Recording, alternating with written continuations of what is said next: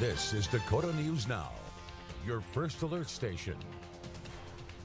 And good evening, everyone. I'm Brian Allen. I'm Andrea Anderson. A scary statistic. South Dakota ranks third in the nation for sexual violence crimes per capita. It is a number that is not a welcome sight for those working to provide services to victims.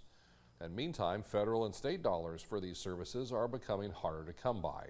Cordell Wright sat down with a local provider and has more for us in our top story tonight. The Compass Center in Sioux Falls provides critical services for victims of domestic violence and sexual abuse all across South Dakota, but they're issuing a call for help as funding gets tight.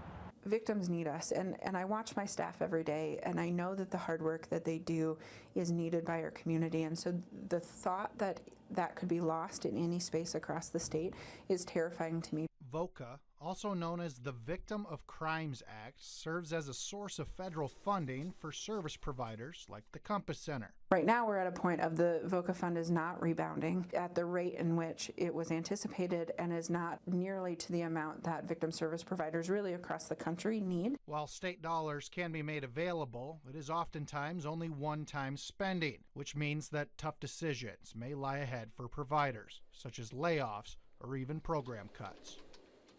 It means there might not be an advocate available to a victim who is trying to escape from a violent home.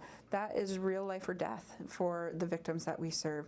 It could be that nobody's there to provide support to a victim of sexual violence, and that person then has to deal with the process, the reporting, and all of the things on their own. The way that the Compass Center is searching for a solution is a three-pronged approach: increasing the conversation within the public, speaking with legislators, and searching for other sources across the state that could also provide funding. Having some stability would allow us to really focus on prevention efforts and focus on some of the things we need to do so that we can reduce this number as a state and be in a better space as a state. While the call for funding may be urgent, the Compass Center still wants to issue a message to victims. This doesn't mean that you can't still ask for help. We are doing everything that we can, and we are still available for services, and we are a scrappy bunch of providers across the state, and will continue to support victims. In Sioux Falls, Cordell Wright, Dakota News Now.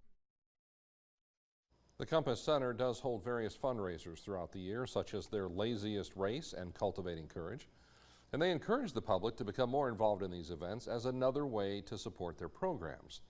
By the way, you can learn more by checking out this story on our Dakota News Now website.